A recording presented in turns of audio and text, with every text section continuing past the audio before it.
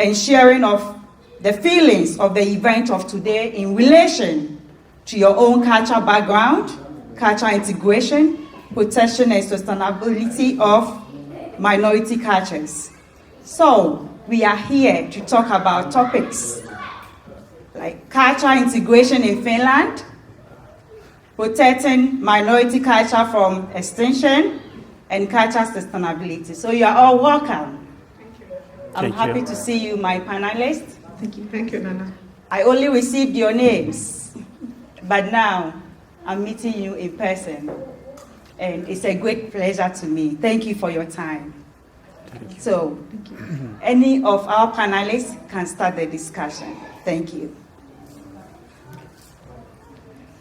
You can start by introducing yourself, your name, and everything that you do in Finland. Then. Okay, maybe we can start from, at the corner. I come from Kenya and currently live in Finland. I'm an urban planner, spatial planner and urban geographer. And on top of it, I'm also a student in nursing. That's my background. But I'm also interested in cultural activities across the world, and especially in Finland, now that I stay here. And I'm happy to be here today. It's been a pleasure. Well. Thank you. Good afternoon, everyone. My name is Elizabeth Akinyi Mokonen.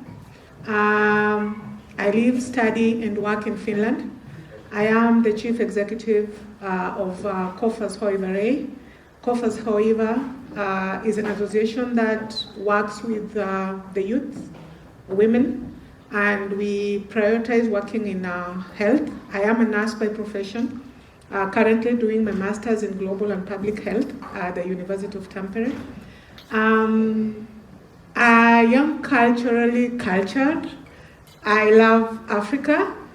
I take a lot of pride in being in Finland and also able to express my African culture. It's overwhelming to just come and sit and see that we have all of us here experiencing culture, especially the African one. And definitely there is no culture without food. So I'm very, very happy to be here. Thank you. Thank you. Hi everyone, my name is Yunita Firmaning Sikolu. I'm from Indonesia, and it's really an honor for me to be here, to be invited to this really beautiful event. As you know that I work at the library, Kirjasto Neivoja. Yeah, I've been living here for 12 years. I studied at University of Jyväskylä for a Master of Educational Leadership, and then had a beautiful family here in Finland. Maybe that's the reason why I'm here. That's my family. And my kids saying, "Stop embarrassing me, Mom." Yeah. And then I work at the library for around 2 years, and it's been a pleasure to be here. Thank you. Thank you. Hi everybody, my name is Mamadou, I'm from Senegal. My name is Mamadou, I'm from Senegal, West Africa. I can call it Senegambia because we are almost the same culture. Been living in Finland since 2012. I'm a librarian as profession. Been working in Isoomena. I have some colleagues in this library here. Now I'm in Itakeskos. Culturally, I'm a musician by profession. I've been doing music since 2012, since I came in Finland. I've been in so many festivals, well-known festivals in Finland, like the Porias Festival, the Maailman Kylässä Festival. Yes, I'm also working in the field of connecting my country or Africa to Finland to Africa. We're helping companies in Finland to be installed in Senegal especially. So yes, briefly this is who I am. Thank you, and very happy to be in front of this beautiful audience. Thank you. Thank you. Thank you all for joining us once again. And now I know your names, so I'm happy. And we can start our talk from Mrs. Elizabeth. Can we talk about the cultural integration in Finland a little bit? I've been in Finland for since 2014. I'm married in Finland. I've lived in both urban and let's say rural, but we don't really call it rural. I've been in Mikkeli for some years, and it's actually not really Mikkeli in the city, but Juva, which is like 45 minutes from Mikkeli. Okay. And I've been in a situation where I was the only African in that population in 2014. Wow. And it was also a population of elderly, like we know in Finland, most of the percentage of population is the elderly. And I think my husband and I were some of the youngest. And I would say one of the cultural deficiency or trouble in Finland for me when I arrived was the language. The Finnish language, as we all know, is one of the most difficult languages to learn in the world, from Chinese what I would say is that what motivated me is the Finns themselves, the way they are happy to see you learn, the way they are happy to help you learn the Finnish language, the way they are excited when they see you saying a Finnish word. I know that times I made a lot of mistakes when I was speaking the Finnish language, but somebody would not tell me that stop, it was wrong. They would actually encourage me to speak longer. The funniest thing is that people outside would understand me speaking my Finnish language, but my husband would have a problem with it. He would actually ask me, what are you saying? You just speak in English. I think it's because we were able to communicate in English. Yeah. So it was difficult for him to now want to understand what is she really trying to say. But outside there, it was okay. And that is the same thing that has come to when I came now to Vanta. Though I would like us to understand that there is a diverse kind of Finnish language. There is also the slang in this area, in the Uusimaa area, where sometimes people say things you don't understand when you learned your Finnish from that village. And I knew that is not only me, because my mother-in-law would not understand what people from Uusimaa were saying, especially in the slang. Yeah. But I would say in terms of culture, I think this is one, I think most of you will agree with me that the Finns are very reserved people, extremely reserved, but also very straightforward. I had to learn something. I'm a very straightforward person, but I met these people who are more straightforward than me. And so I would say, I've learned also that it's also good to just be straightforward. You don't like it, you don't like it. You like it, you like it. Yeah. It's something that is not in my African culture. In African culture, we are based to be polite in some way that I know that this is bad, but I'll not say it's straightforward because maybe I have to respect you because you're an adult or elder than me. There's some things I can't tell you. But in Finland, you find that a younger child will tell the parent off. It doesn't mean that it's indiscipline. It means that it's just a fact. Yeah, I will let the others speak. Okay. Thank you. Thank you, Elizabeth. Matilda, can we hear from you? I think when I came to Finland, the one that shocked me the most is that the first time I was at the University of Helsinki, and in the whole faculty, I was the only African lady in the urban planning department. And the first day we got into class, I just had someone say, Kirsi, we were supposed to be talking about, and then I was like, in my corner, I was like, wait a minute, I thought Kirsi is supposed to be our lecturer. Did she just call her by the name, the first name for that matter? And I was like, okay, if that was my country, you would be suspended from that class. Exactly. You don't call a teacher by their name, most of their first name. A professor for that matter. Yeah. You have to put a Mr. or a Mrs. So that was the first culture shock that I had when I came here.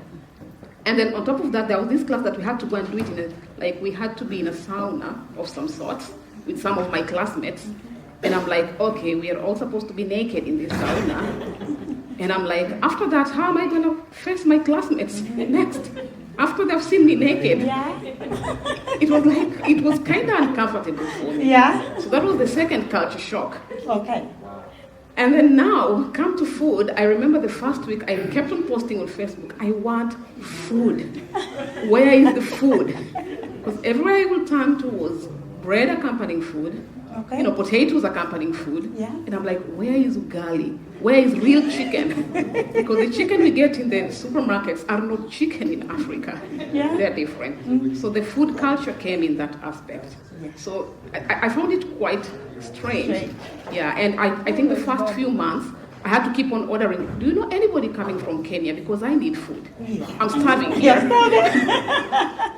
Yeah. But you find that with time, we get used to it. Exactly. With time, you get to know the market center, and then you get to know that some of our foods are here with us. Yes. Yes. Thank you, Matilda, for Yeah. sharing this. Juanita, can we hear from you also? Yeah. Yeah. Okay. Well, from my experience, I think we are like Asian and African. Also, we share similar experiences towards fitness culture, especially food, and also about like the breathing, like that. Also, Yeah. in Indonesia, we called not by name, but maybe with the how to address the older people. Also, is very different. We have of course, needs to say Mr. or Madam. Or yeah, it's like if the student actually agreed, the teachers have to be with Mr. or like a professor or something like that. But yeah, Exactly. in university, it's just you just need a name and that's enough. Yeah. Yeah, and with the food, of course, Indonesian, I mean, also other Asian people, we just love spicy food. And here it's quite bland, compared to our food. So I still remember like the first time I was here, actually I was asking to any restaurants that we've been, chili sauce. But it's not like Tabasco. Tabasco is very, sour. Yeah. Yeah, it's like chili sauce. It's more like chili paste. Yeah. Or like Heinz chili sauce. Yeah. And then, of course, when I asked them, do you have any chili sauce? And then they was like looking, what? Chili sauce? Like, why do you need chili sauce? Like, Yeah. you can put some peppers on it or something like that. Yeah, so yeah, it's particularly really different. But yeah, of course, then I've been learning things when I've been here. So Oh, that's Yeah. nice to hear Yeah. that from you. you need to, get used to it. Actually, on my part about how to address our African personalities, like the panelists I have now, I was like, well, how am I going to do it? Am I going to do Mrs.? You see, I said Mrs. Elizabeth. I'm scared, like, how are you going to address? But with the cultural integration, we are getting used to the system as diasporas. So can we hear from you? Yes. My first day in Finland, that was a shock for me. Coming from 35, 40 degree, I found myself in the month of December in Vanta Airport. You came at the right time. Yes, when I came from the airport heading to the bus, I could not open my eyes because it was snowing a lot. Yeah. My cousin who's supposed to pick me from there was just in Kontula directing me. I was like, okay, where I am, what I'm doing here, what is this? Because it was the first time I'm seeing snow like that. But the morning time I see like it was so light because everything is white on the ground and the nature especially. Living in Helsinki, surrounded by trees and everything is green. Yeah. I was like, okay, we are in the capital or we are in the countryside? My cousin told me, no, you are exactly in Helsinki. Okay. And I love that because this is something that is missing in my country. Trees are, being cut or fire burn everything. Okay. And we are heading to a desert like it's in the north of Africa. Yeah. And also the language. It took me 1 year to count from 1 to 10 in Finnish. Wow. 1 to 10 in Finnish cost me 1 year because my brain could not accept it. I was tired of languages because I was speaking 8 languages before I came in Finland. I was like, okay, I don't want any more languages, man. Okay. I'm tired of it. But when it arrived to be part of the society, I was told that you have to learn the Finnish language. Yeah. I said, okay.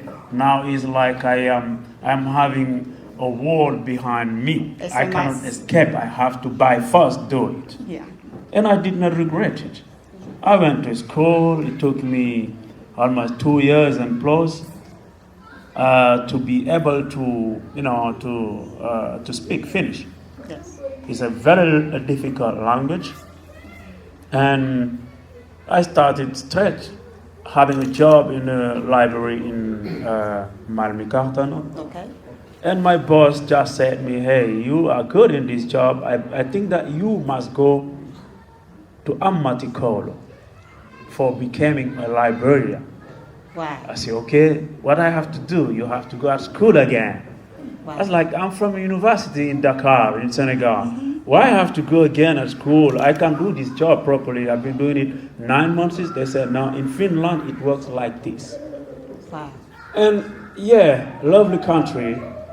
And in the beginning, difficult, but if you accept to follow the rules, you can become someone or somebody in this country because they will give you the possibilities Yes. and then helps, for achieving your goals. Yes. I'm very happy to be in this country, and I'm saying my friends that from Finland I'm going back to Senegal. I'm not going nowhere because I've been in so many countries, and Finland is like my home, Oh. and I love to be here for real. Thank you, Esau. Thank you so much. We continue with our topics, and we should feel free to share our experiences with us. How do we protect, when it comes to protecting the minority culture from extinction? Elizabeth. How do we protect? I would say that for parents with little children, I came to Finland with my children, but they're older now. They're not children. My last born is here, and she's 19 years old. Wow. So definitely she speaks my Luo language. I am a Luo in Kenya. I have a language in Kenya, and she speaks it. She speaks Swahili, which is a language for East Africa and for Kenya, and she speaks English. So I would say that my children speak my language. I would say that apart from, I know that this is what happens, but I've also seen families that have had little ones here.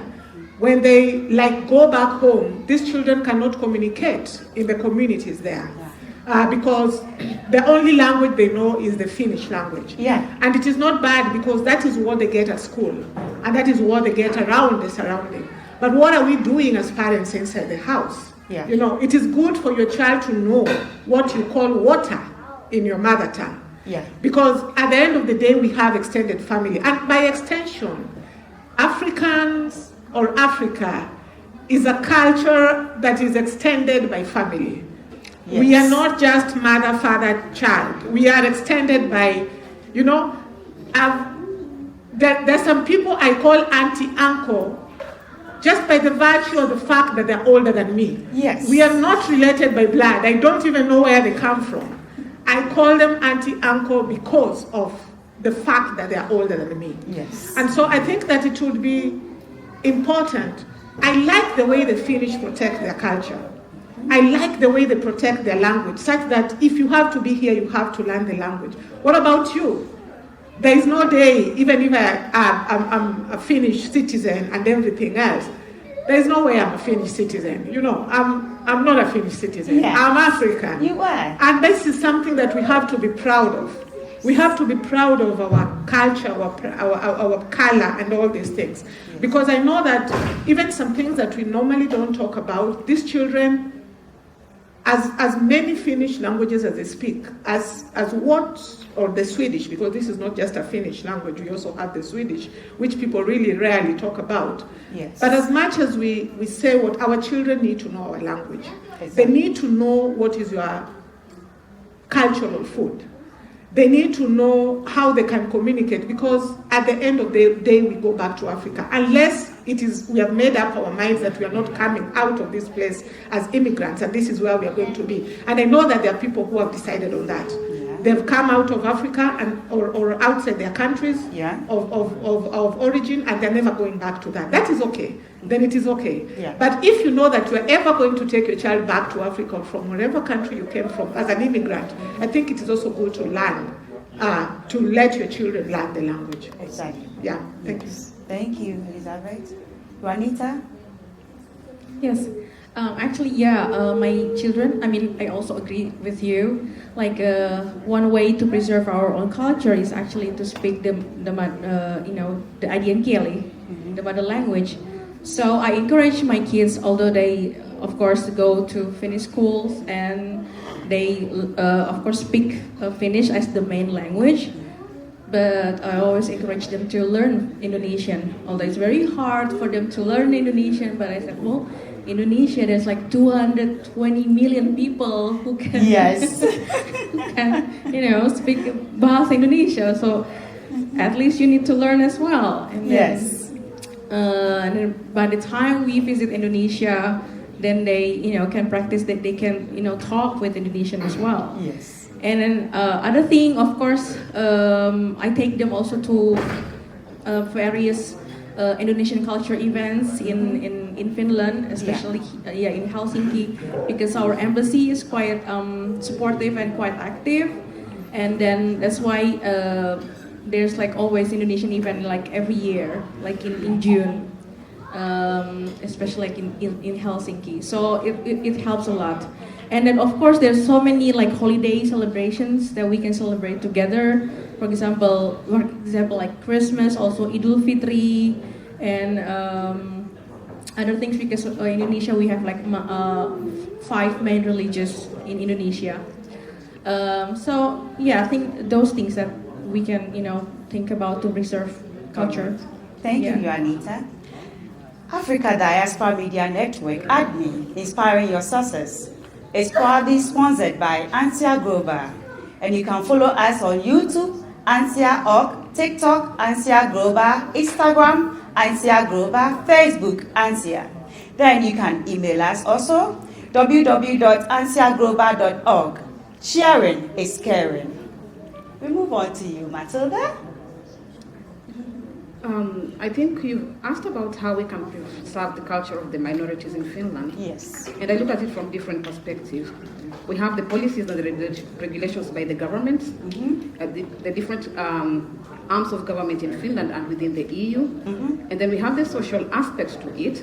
Yes. We have the social aspect where the whole community and the whole population comes in.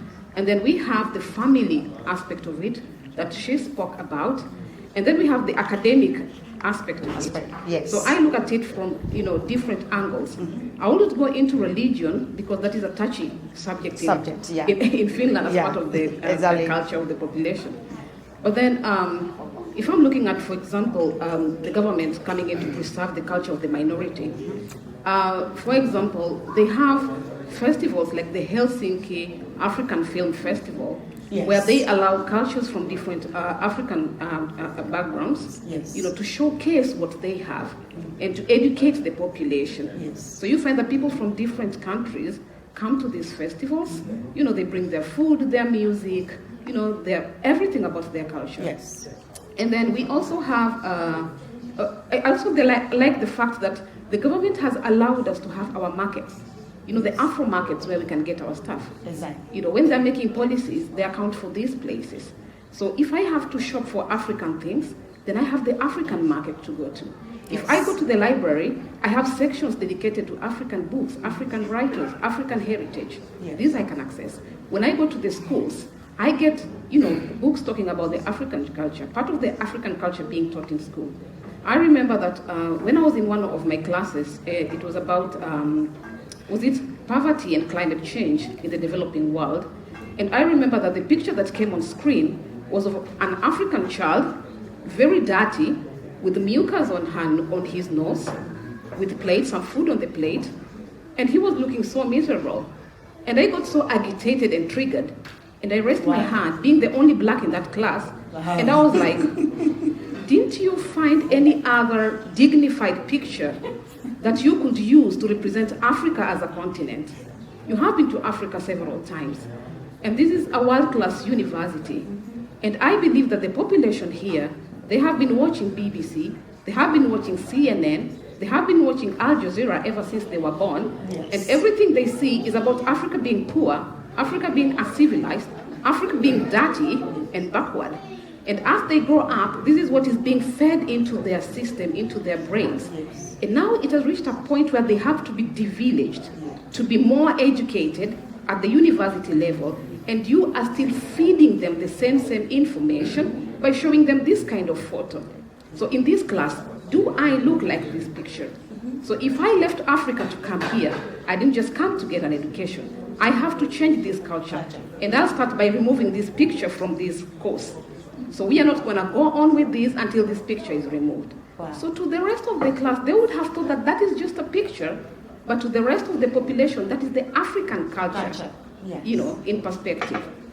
So it had to be removed from that a subject. So you see, from that time, they started getting, you know, interested in knowing what is Africa. Does the picture portray what Africa really is? Are these people this poor? Are these people this dirty? Are these people this uncivilized? So you see, we have several ways of how we can protect the minority, and that was my way of protecting the African male. That was a bold step you took in class. Yes. Yeah. And Yeah. thank you very much, Matilda. So, can we hear from you? Yes. As I said in the beginning, I'm a man of culture. I grew up in a family where my grandmom, sisters, you know, singing in the weddings, singing in all the happenings of the village. So when I came in Finland, first is, okay, what I would give to this country. In my language, they say, okay, don't ask, or someone said before, don't ask what my country is going to give me, but ask yourself, what are you going to give to your country? So when I came in Finland, I said, okay, I have a beautiful culture. I have to preserve it. I have to spread it around me, starting by home, and spreading it to the world, but starting by where I am in Finland. But still, almost all my music are in my mother tongue. I could sing all my songs in English, in French, in Spanish, in Portuguese, in Catalan, in many other international languages. Wow. But I prefer to use my mother tongue. For that, people around me would ask what he is saying. If they are not asking what are you doing or what are you saying, they don't have any interest in what I'm doing. Yes. So while they're asking themselves or asking people around me what he is saying, push them to learn my culture, push them to do research about, you know, where I am from, Yes. and take the beauty of what I have. Yeah. Like I was working in the French school here in Helsinki, in Schulbern. I did at least 2 years there as aide formateur, aide enseignant, is like a helper to the teachers. The good thing and the positive thing I got from there is the day that I decided to resign, to stop working there, I saw children and their parents cheering. It's sad to see people crying, but I was like very happy because they did not want me to go. And the reason why is when I came in that school, I arrived even Samsung that can cost 70 euro, Samsung phone, and I found children that has like 1,500 euros cell phones. Their parents are bringing them at school with Ferraris. I have seen that because they are sons and daughters of these diplomats. So wealthy. So when it's food time, I see like kids putting a bunch of food in one plate, eating 3 spoons and the rest go to the trash. I was observing 1 week, and I started to preaching them positively, saying them that, you know what, we could try to do it like this, okay? Just take what you can eat. And the kids started to like look at me like, who are you to tell us this? But in my manner, the kids started to respect that. So our supervisor or the boss started to observe himself that, okay, this guy is doing something here. And I started to say, okay, this phone that you have in your hand, you can build a house with that in my country. And that is true, 1,500 euros, cell phone, you can build a house. Yeah. Of course, you can build a house for some people that are going to be in the street if they, they don't have that 1,500 euros. Yeah. And the kids start to say, okay, now what do you think? I said, okay, next season, don't ask your dad to pay you this 1,500 fund. Please, you can even have 100 euro fund. Yeah. And then the rest of money can. And they said that to parents. So parents came and started to ask me, well, my son said this, or my daughter said this. Some take it like, yes, it's positive that I am showing them that, The cultural integration is... exactly, yes. you can make even like better for we the parents. Yes. Because every 6 months or every 1 year, they have to change these funds. Yeah. And that money could really help. Yes. So our culture would be protected by ourselves, none but us. Yeah. As we Thank are you. minority in this country, we have, a lot to do. Yeah. Like myself, I speak my mother tongue to my kids. Yes. But it's difficult for them to speak it with me because I'm the only one around Yeah. using that Yes. language. I took them in Senegal, they love the culture and they want to go there again and again. So both countries or both cultures, let's take the positive of each culture and use it for our advantages. Yeah. And abandon what is not good for, for us, Yeah. Thank yeah. you. Thank you. Thank you so much. Yeah. Our fifth panelist is in. Walter, can we welcome him to the stage? Okay, with a hand of applause. No, he can join there. Yeah. Thank you. Walter, you are welcome. Thank Can you. you please introduce yourself? My name is Walter Fondo. I'm originally from Cameroon, but my host country is Finland. Yes, how long have you been in Finland? And we want to know a little bit about you, your cultural background. Actually, I inherited my identity from Cameroon, more precisely from the Northwest Province, where my mother tongue is called Mungaka. But I was also given another foreign language, French and English, where I happened to have some idea of French at the university. Okay. I decided to move to Finland for further studies and also confronted my own issues, which I thought that it was being a good platform here to share. But regarding anything concerning my person, I'm just one of the Africans, just like others who are sitting here with me. And I don't think that anything is distinguished. But if you want to know more, I am a male, not a female, or transgender. Thank you. Thank you, Walter. Thank you. We are talking about the cultural integration in Finland, and then we've also spoken about the protecting minority.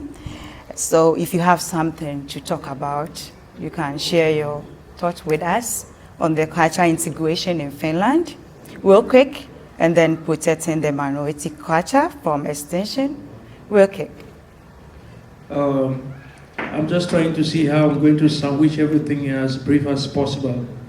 I think Andrew Lalandes is a great mind who propounded the theory that anyone who does not have a culture is missing in the society and is lacking of something. And around the 5th century BC in Ionia and Minor Graecia, in the book called La Republic, Socrates argues strongly, as well as Plato, that the kind of socialization that will impact on people influence their way of thinking in the society. And we come from a place where we have an identity and a sense of belonging, of which if we don't maintain that sense of belonging, we may lose our direction. Yes. And then that self-instinct that we inherited may disappear. And you have to understand that sometimes these things are deliberate, institutionalized, to eradicate our culture, yes, assimilate us, wipe our identity, and leave us without any in any direction of thought. We are left with nothing but to submit to a certain direction, to a certain obedience, to a certain way of thinking, which is far away from our identity. So we must take what we call deconstructivism, where we take a retrospection into the past and present reality to know exactly where we come from, in order to implant it, to keep that lineage. If not so, we are going to be extinct in the surface of the earth, yes, not by as human beings, but as mental consciousness. Yes. Okay, thank you, Walter. We are talking about the cultural sustainability.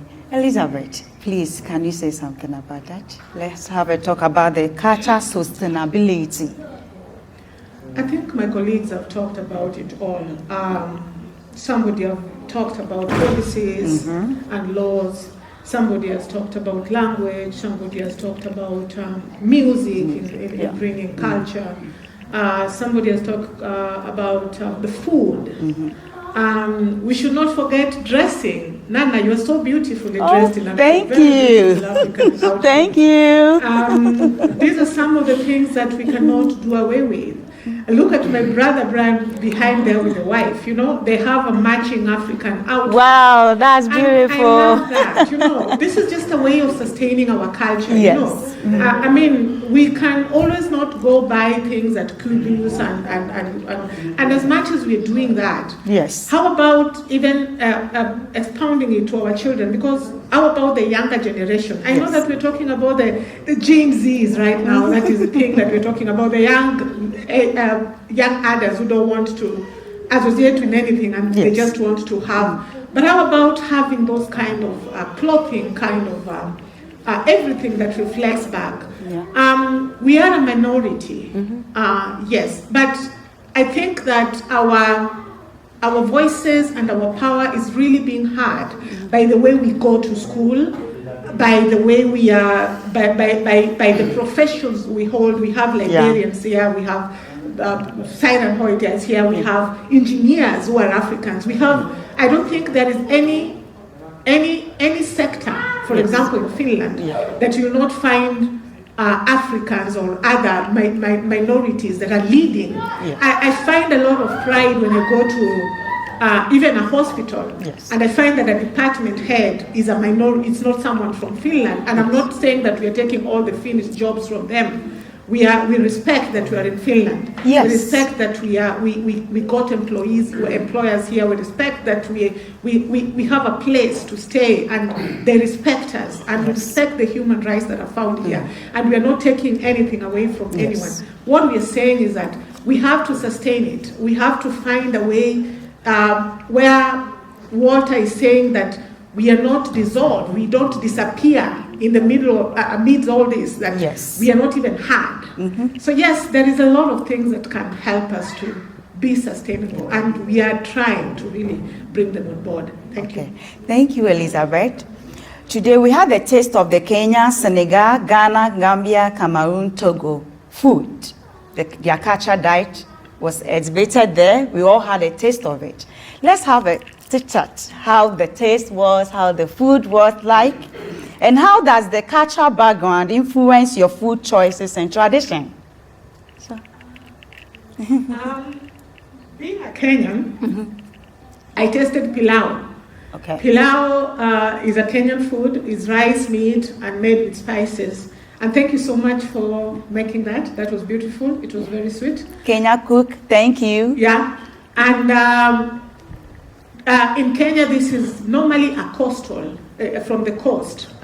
We have Mombasa. I think many people have gone to the coast of Kenya. The food is originated from there. Okay. And I would be proud to be talking about the origin of this kind of food, from where and what it is. Okay. like someone, I think she said about having pictures of portraying us to be like from poor or unworthy background. Yes. Pilau was meant for those days, Christmas days, parties and things like those. It's actually a food that is executive. It's an executive meal that you're served here. Yeah. Happy moment. Yeah, it's a happy moment food. It's an executive food. Yeah. Because you won't find it on top of every Kenyan table on a normal day. Wow. So it comes with something. It comes with a party. It comes with something. Wow. And so those are some of the things we need to learn that are not everyone. There's some things that we are even seeing here that we're taking for granted that not everyone could afford.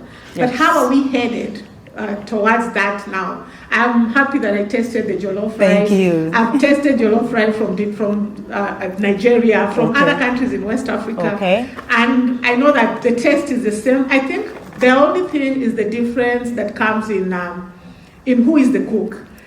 Because every kitchen has its own Unique chef. techniques Yeah, as well. and it Yeah. has its own uniqueness. Yeah. But when you talk about the food here today, all those chefs did marvelous. They Wow, were so thank wow. you. Thank you so much for the food. Thank you, Elizabeth. Thank you. Juanita, what did you taste? I actually taste one of the culinary. It's the same kind of like fried rice. What do you call it? Like the red. Yeah. Yeah. Jollof. Ichalo. Jollof. Ichalo. Jollof. Jollof. Yes. Chalo. Okay.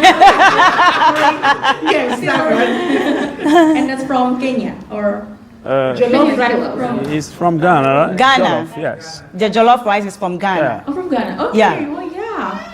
Yeah, it's delicious, and then Wow. it reminds me of course also with the Asian cuisine, like the fried rice. Okay. But we put like a soya sauce, so it's more like a sweet taste. Okay. Yeah, but it's really interesting, and we put also like a lot of onions and then some vegetables. It's and, very- yeah, yes. and also some eggs. Spices. Yeah, some spices. Yes, spices. All right. Okay. Yeah, and I can taste it's made by love. Okay. All right. Thank you. But It's it's all. really nice. You've not tasted, or you have? Yes, of course. Okay. I tested the Okay. The domoda. The domoda. That is from Gambia. Gambia. In Senegal, we call it mafe. It's the same. All right. Made by groundnut sauce. It goes with meat, with vegetables. It's very well-known food in my country, Wow. and everybody has access to that meal because almost everybody is growing groundnuts. Okay. So it's not cheese or food of rich people or but it's very delicious for real. And the jollof, there is a big competition or confusion When it comes to the because if you jollof say rice, jollof, that is a wall of name, and that is from either Senegal or Gambia. yeah, Jollof jollof. is a region, is an area Wow. that is called jollof. Wow.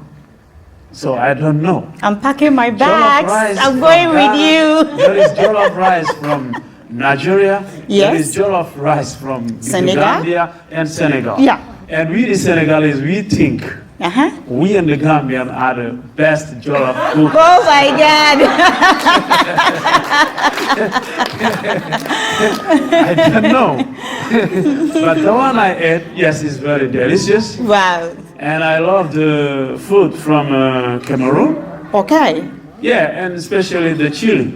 Here. You That love one, it. I love it. I ate it with the jollof and I ate it with the domoda. Wow. I think Africa, for real, we have a lot to give to this cold country because all this food I ate here, you don't need to go to sauna after eating. Oh my God. That's beautiful. That's great to hear. As the country is too cold, we need this kind of food, Yeah. this kind of culture, To energize and us. after the music that we are going to bring you. Exactly. Yes. Yes, thank you. Thank for you, being here. Esau. And thank you to the Matilda? cooks, for real. Oh dear. Thank you, the cooks. Matilda, what did you I taste? think when he was talking about the jollof rice, I just remember the banter that is always going on between the Ghanaian jollof and the Nigerian Nigerian jollof. always fighting on social media. Yeah. And I can't just understand what they normally fight about. And I'm like, okay, okay, that's their share. We have our pilau. Exactly. So today I was really looking forward to tasting this jollof Whoa. that I've been hearing about. And yeah, it did not disappoint. It's good. I remember when I went to the line, my first, the first thought that came to my mind is like, oh, I want pilau. And then when I was there, I was like, but Matilda, you came here to taste different cultures. Yes. Why do you want pilau? Pilau. Go to another culture, Yeah. taste it. So I think it's all about attitude change also. It's about attitude. You work on your attitude and it works on everything else. Yes. And today we are talking about dietary culture. Yes. And if you want to know that food controls almost everything, when they say that we should dance, nobody else woke up to dance. Yes. But when you say let's go for food, everybody That's very right. Matilda, so you realize I was the only one dancing. But when it came to food, nobody told us to go for food. Everybody went for a dish. Yes. So food is such a uniting kind of culture. And we find that we have different meanings to different types of food. Yes. The other day I had visitors and I served them cassava. And they were coming from Ghana. And they were like, why did you have to serve us cassava? And I was like, it's such a delicious meal. It is rich. Yes. And they were like, no, it's a poor man's meal in my country.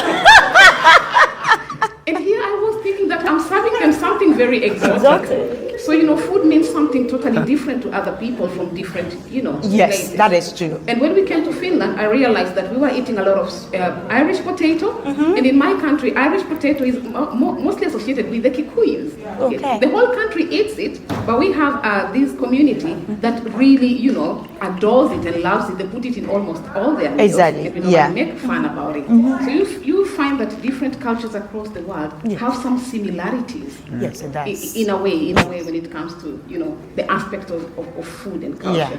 And in my country, mostly we use food, to come together to celebrate something. We have food in funerals, we have food in weddings, we have food at school, we have food almost everywhere. Yes. And especially in the Luo culture where I come from, if we come to your wedding or your funeral and you don't serve us good food, we didn't attend that.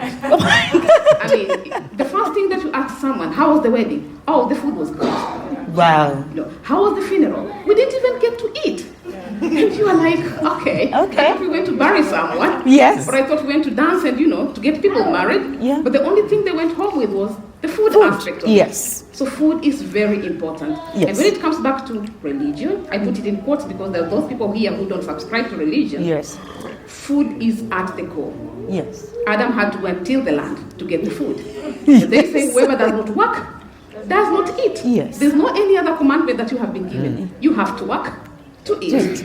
And we have to work to get food. And we have to eat to get the energy to work. Yes. So, I mean, food is at the core of everything. It's at the center of everything. Yes. And even when you go to immigration, when you have to put your papers in there, you have to show that you can sustain yourself for a whole year for you to get papers. Yes. This is where the policies come in.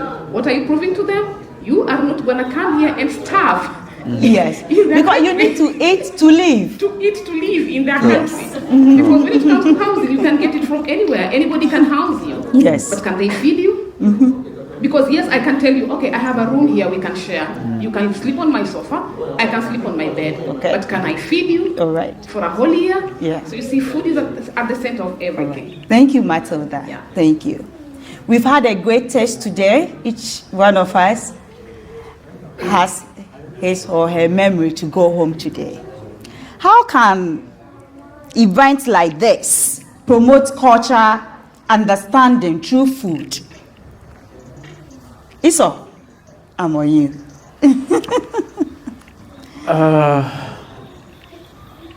Of course, events like this would promote our culture because we saw it right now. A food from Cameroon Yes. direct me straight to the Cameroonians' culture.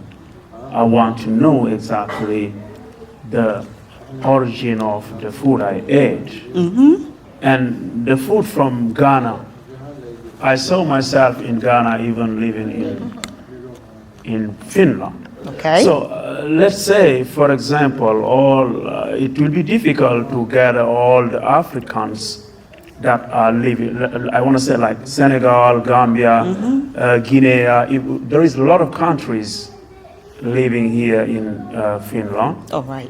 If, for example, just gathering them, giving them the chance to express themselves will teach a lot All right. about how Africa is rich in culture. Okay, thank you. And then we can spread it in Finland and also to the world. All right, thank you. Organizing it, this is the first time maybe we can do again and again. Here we are in Espoo, we can go in Vantaa, sometime in Yes. Helsinki, Yes, to moving. express ourselves by our food, by our culture, by our music and everything. We have a lot to give in this country, so we have to do it by ourselves. Thank you, Esau. And our last discussion today is how can we engage our younger generation in our culture, food tradition, and exchange? Water. Well, we should bear in mind that as we find ourselves in a different environment, we are influenced by the setup in which we find ourselves. But before we came here, we carried an identity and we traveled with the literature, which is our duty now to pass over to the second generation, as I call them. Yes. So I feel that an event like this one is also very important, such which that when we bring our kids and we display the diversity of beauty in food, I think that when they test it and see what is existing in Kenya, what is existing in Senegal, what is existing in other parts of Africa or maybe in the world, Yes. they begin to discover that, wow, we have a lot that we have been missing. Yes. From there, they learn a lot. From there, they want to know how this thing is being prepared. Yes. And so when they get the menu now, it impacts them.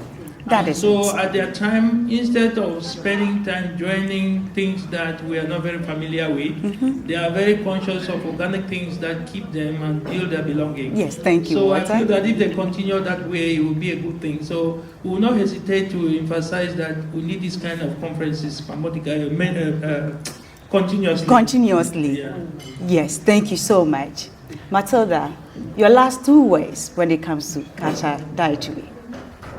I don't know whether there'll be 2 words. The but I'll food. I'll try to make it brief. To encourage our younger ones. Yeah, Yeah. I think in such events, I was so happy to see the kids here actually out there because they have Thank a young you. brain and Yeah. they still have enough space to absorb a lot.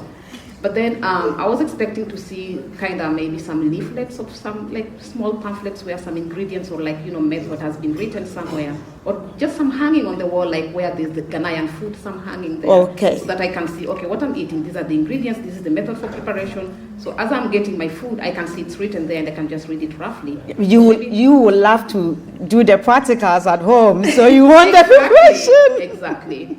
But then again, also, the education system can do a lot in this regard, especially when it comes to the children. Like, for example, teaching these things in school. Having also a day or two where they showcase, their foods. They bring this. Everybody can bring food from their culture in school and share. That is Instead of a good always just eating the, Finnish food also. The Finns can bring theirs, but also people from different cultures can bring their food. And culture is a very, weird, Diverse word. funny way. Because Yeah. as we can see, we've been discussing about Africa. Then it just came to me that she is not African. So you can see how culture can be tricky. Exactly. We have excluded her just because the whole place is full of Africans. Yes. So you see, such an event, can Yeah. make your brain think. Yeah. I was like, okay, we always say Finns are always, secluding us, doing things just benefit them. But here we are, a minority, but we have secluded her already. So that tells you how the She brain is a works. spirited African, so Juanita has no problem at all. Exactly. So such events make you think. Yes. Because before then, I was just like thinking, I am the minority Yeah. in Finland.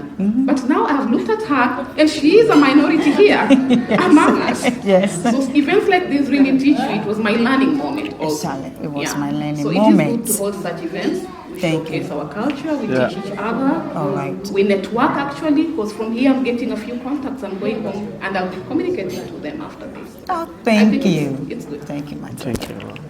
Elizabeth. Thank you so much. My gratitude first goes to Espo Kaupunke. This is Okay. very good. We are very grateful. Ansen, thank you so much for organizing this. I know that there are some things that we take for granted, but they are very important. Until you come here, you sit here, and you find people here who have gotten time to come just get food and explore what it is like, and just want to know what the recipe is something else. Yes. My going forward, I would also not just want to see Africans sitting before you. I would like to see a Finn sitting here too. And I would like that Finn to also say what they thought about the food. It's in the pipeline. Because then we are able to get, because this is somewhere where we are only thinking about the positive criticism. What about the negative one? Yes. What about being able to match somewhere where we can say, this is what somebody else thought about us, because here we're just thinking about ourselves. Yes. I can't emphasize enough the importance of having the young ones, because they are the ones who are going to be there when we are not there. Yes. And it's very important that they get to know. I would like to ask these children here who are eating right now, what are you eating? And they tell me the name. Yes. Just like I'm saying jollof rice, I'm saying pilau. I would like that child to tell me that I'm eating pilau. Pilau. And yes, these things come from school, these things come from us parents, these things come from the community. Yes. Thank you. Thank you. Water?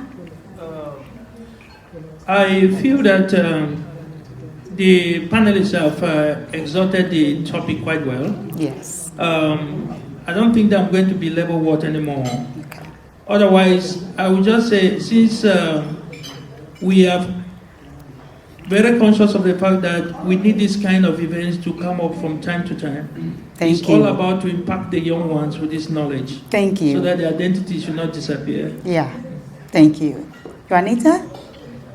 Yes, just like some additional that I really appreciate of this kind of cultural events. Mm-hmm. And then as a representative from the library and also from Expo Kaupunki, I think this kind of a cultural event is Yes. a powerful, powerful promotion. Yes.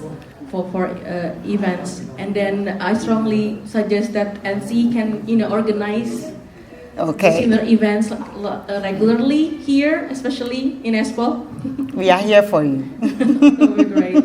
Yes. So in the future we can see all of you again here. Okay. Hopefully. Yeah, thank you. Yeah, and it's been also for me, African people, African culture has a special place in my heart. Wow. Because we have strongly connected with family here in Asian and also African family, also especially to David. I know his family very well, and actually the one who introduced me to this job at the library is also my African friend. Wow. So yeah, that's why. Thank you. It's so special. Iso? Very happy to be here. Thank you, Expo Kaupunki, for hosting us. Thank you, Anser. I'm the representative of Anser in Senegal. Thank you, Mr. David, for organizing this. And we would like to have the same thing in Itakeska's library, meaning that you have to be ready to come in Helsinki too. We will come. Because we need this kind of thing, especially in Itakeska's, where almost everybody is meeting. All right, count so on having us. something like this in there would be a great thing, because it will connect us, as she said, not only African culture, but the foreigners, living here in Finland should really be connected and linked to the Finnish community. We're going to make this country a beautiful place to be living. You. Thank you so much you, for Iso. being here. Yes. Thank you. Dietary Diversity Event Culture Integration was proudly sponsored by Expo City. And Dietary Diversity Culture Integration, food is the universal language of culture exchange, and dietary diversity is the spice of life. Thank you all for joining us today. I would like to extend a special thank you to our panelists, Matilda, Elizabeth, Walter, Juanita, and Iso. Thank you so much. Thank you so much.